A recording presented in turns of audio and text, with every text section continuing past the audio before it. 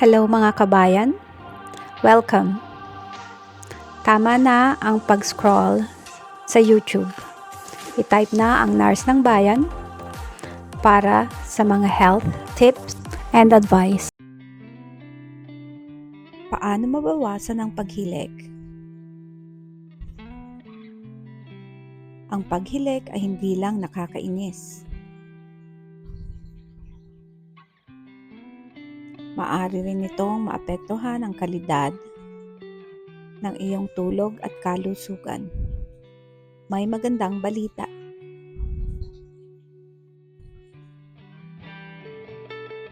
May mga natural at science-based na paraan para mabawasan ang paghilik at mapabuti ang tulog. Simulan natin ito. Bakit nga ba tayo humihilik? Nangyayari ang paghilik kapag bahagyang nababara ang daluyan ng hangin habang natutulog. Habang dumadaan ang hangin sa masikip na daanan, nanginginig ang mga tissue sa lalamunan kaya nagkakaroon ito ng tunog, karaniwang sanhi.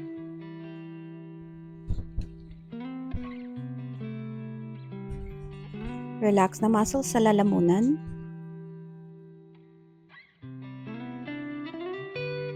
Baradong ilong.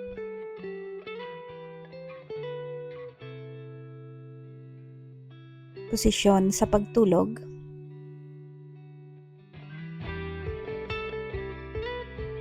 Sobrang taba sa paligid ng leeg.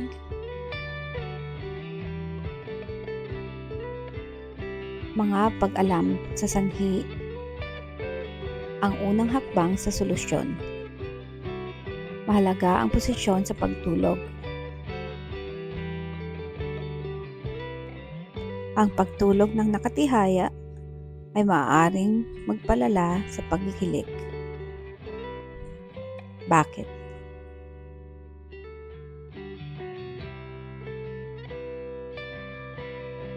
Hinahatak ng gravity ang dila at palalambot na bahagi paatras na nagiging sanhi ng pagbara ng lalamunan ng daanan ng hangin. Tips na base sa science. Mas mabuting matulog ng nakatagilid para manatiling bukas ang airway. Pwede mong subukan.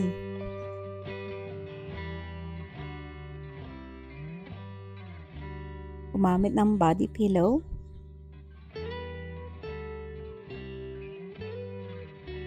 Maglagay ng bola sa likod ng damit.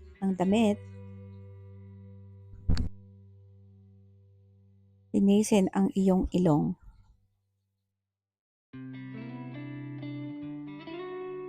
Kapag barado ang ilong, napipilitan kang huminga sa bibig na nagpapalala ng paghilik.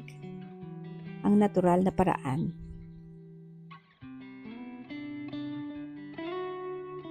Ang steam inhalation.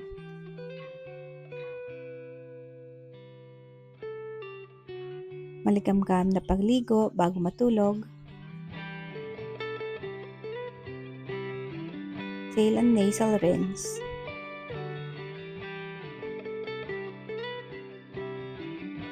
Nakakatulong ito para mapabuti ang daloy ng hangin. Uminom ng sapat na tubig.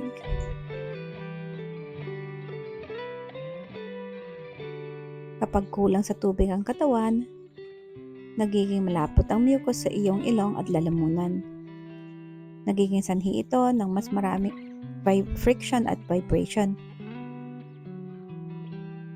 Ang pag-inom ng sapat na tubig ay tumutulong panatilihing moist ang airways. Iwasan ang alak bago matulog. Ang alak ay nagpapalambot at nagpaparelax sa mga muscles sa lalamunan. Ang resulta,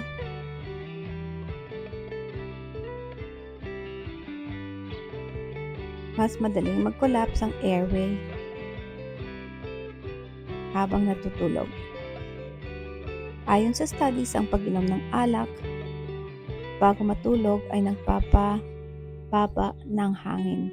Iwasan ang alak ilang oras bago matulog, 3 to 4 oras. Panatilihin ang tamang timbang. Ang sobrang timbang, lalo na sa leeg, na naglalagay ng pressure sa airway. Pinapakita ng research na kahit kaunting pagbabawas ng timbang ay makakatulong sa pagbawas ng paghilik. Ito ay long-term solution, pero malaking epekto ang dulot nito. Ayusin ang sleep routine.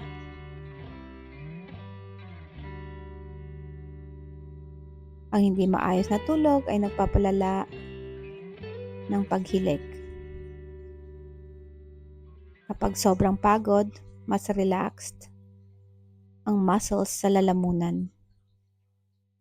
Para mapabuti ang tulog,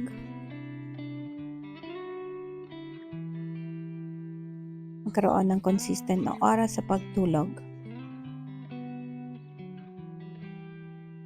Iwasan ang gadgets bago matulog. Panatilihing tahimik at madilim ang kwarto. Mas maayos na tulog.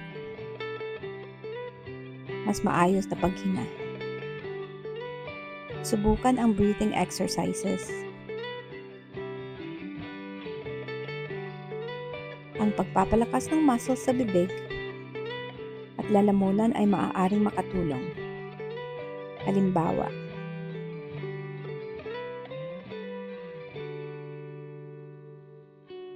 tongue exercises.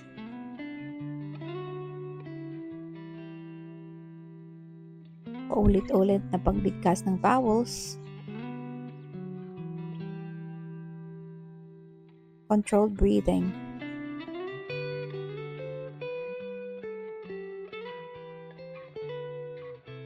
May mga pag-aaral na nagsasabing makakatulong ito sa pag-stabilize ng airways.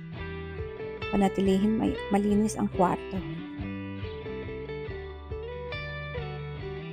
Ang alikabok at allergens ay nakakapagpalala sa airways. Nagiging sanhi ito ng baradong ilong at paghilik. Simpleng solusyon.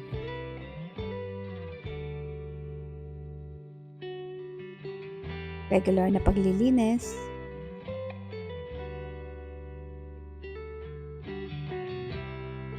Paglalaba ng unan at kumot. Gumamit ng air purifier kung kinakailangan. Kailan magpatingin sa doktor?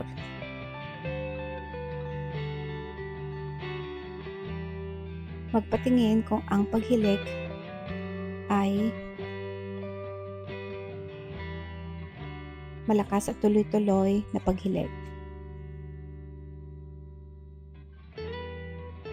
May kasamang paghingal o pag-choke. Nagdudulot ng pagod sa araw. Maaaring ito ay senyales ng sleep apnea, isang seryosong kondisyon. Karaniwan ang paghilik, pero hindi ibig sabihin na kailangan mo itong tiisin. Sa simpleng pagbabago sa lifestyle, maaari mong mapabuti ang iyong paghinga at tulog. Simulan ngayong gabi.